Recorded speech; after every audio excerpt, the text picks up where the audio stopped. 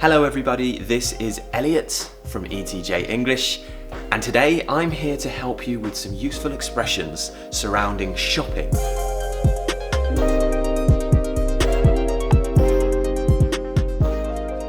We're talking about shopping today, so how to sound like a native and use some great expressions with the right tone when we are shopping. Now, there are lots of different situations where we could be shopping, and I'm sorry if I've left some situations out. For example, not everybody goes shopping for a Chewbacca costume or something, so but just for the most common kind of phrases we might use when we are shopping. Let's start, let's begin, and the first thing really is approaching the salesperson. How do we approach a salesperson without sounding rude, for example? If you're a formal person and you want to come across as quite formal and polite, simply all you need to say is, excuse me, listen to my tone here. Excuse me, excuse me. Now this kind of at the end, what that does is it creates an intrigued tone. So it makes us sound like we are asking a question. So we're not just saying hello or making ourselves known. We're doing this excuse me, to show that we're going to say more and that it's probably going to be a question, okay? So it's funny how intonation can display what's coming next, but it kind of allows the salesperson to then prepare for what you're going to say next, or that you're going to ask a polite question. So, excuse me, excuse me, it's like a wave. It's like riding a wave. That's what intonation is, really. You could do what I do, which is still kind of formal, but it's not as formal as excuse me. I say sorry all the time. I'm British. That's just what we do. We say sorry for doing something we haven't done wrong. We say sorry when we say hello. We say sorry when we say goodbye. I've said sorry to a lamppost before because I walked into it. I'm British. That's my excuse. I might actually say sorry, and again we're doing this this kind of tone where we're going down, up, and we're kind of riding the wave again. So excuse me, sorry, so we would have to follow with something. So you would say, for example, sorry, could you just help me with something, please? Now, you're in a clothes shop, you have some clothes that you want to try on, but you don't know where the changing rooms are. Now, firstly, there are two words for changing rooms. Some people say changing rooms, and some people say fitting rooms. Two ways you can ask about trying something on. You could say, for example, excuse me, where are your fitting rooms?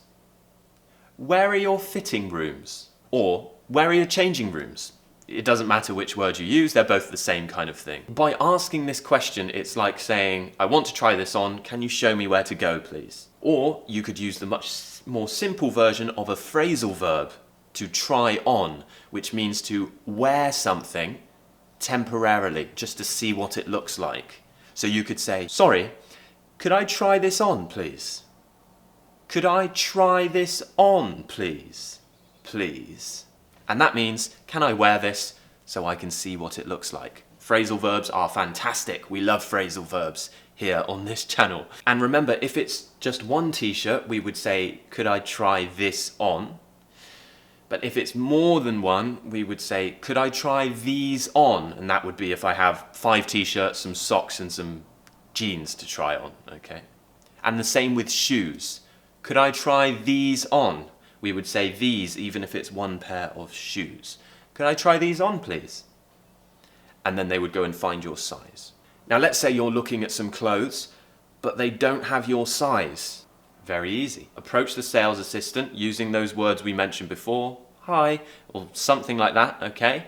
And then all you need to say is, do you have any more sizes out the back? Do you have any more sizes out the back? Again, out the back. That means where you store all your stuff. We call it out the back. So, do you have any more sizes out the back? Really important and really useful to know this one because I've been in a shop so many times where I've needed a particular size and they don't have it on show on the shop floor.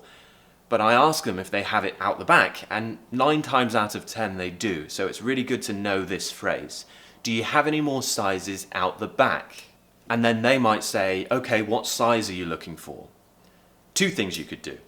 You could say, I need a size up, meaning I need the next size above. I need a size up, if you want to use phrasal verbs and be fancy pants. Or you could just say the size you want, okay? I need a size 10. In a man's case, you could say, I need a medium. So we don't need to say, I need a size medium. We just say, I need a medium. Everybody's favorite thing, a returns policy. It's very easy to ask this question. I never ask it because I don't like to be annoying. I don't like to be that guy that asks about returns. I'll just read it on the receipt. So there are two ways, and this one's the most common. Can I bring it back if I have any problems? Can I bring it back if I have any problems? And that means if I don't like it, if I decide I don't want it, can I return it to you? Bring it back. Phrasal verb. Listen to my tone and copy me. Can I bring it back if I have any problems? Now, one more thing which is very, very useful to know. Are you a student? Are you living in the UK? And do you want to grab a bargain, a deal, or a bit of a percentage off what you buy? Don't be afraid to ask. Do you offer a student discount? Do you offer a student discount? You can add the T or not at the end. Discount, discount. Again, we're British, we sometimes drop the T, it's very, very normal. And a lot of shops, particularly clothes shops and some electrical shops, they do offer a 10% or sometimes 15% student discount. So it is useful to ask, don't be afraid to ask. It's becoming more and more common nowadays. Being a person who worked part-time in retail before I was a teacher, I really appreciated it when people said thank you. We do pride ourselves on saying thank you here in the UK, so I really recommend that when they finish packing your clothes up, if they've been really helpful, tell them, thanks for all your help, or just a simple thank you or cheers, have a lovely day, have a great day. Thanks for all your help. Thanks and help are the two important words there. In particular, they need some big stress on them. Thanks for all your help. Now, I know I've mainly covered clothes today, clothes shopping, but most of these phrases do apply to electrical shopping, just shopping for normal things. But you'll find that most of the conversations that you have in the UK when it comes to shopping would be for clothes, electricals. We don't really talk to people who are selling food, for example. Have you ever had any awkward situations when you're shopping? I'd love to know. Please write in the comments. Loads of us have had awkward or annoying conversations with salespeople, and sometimes we get convinced into buying things we don't want to buy. So I'd love to know your stories below. It's always funny hearing your stories. Obviously, I explained intonation in a bit of detail here, but not in extensive, really detailed explanations. I've saved that for my online course, which you can join at etjenglish.com. The description box below has the link, and in this course you'll learn everything about intonation, all of the sounds, connected speech. Basically, you'll learn how to achieve a full British accent. You'll also have voice messaging contact with me on WhatsApp, so you can become my student. And I can't wait to meet those of you who join. Like I said, just go to etjenglish.com to join the course. Other than that, I will see you next time in the next video. Cheers guys, bye.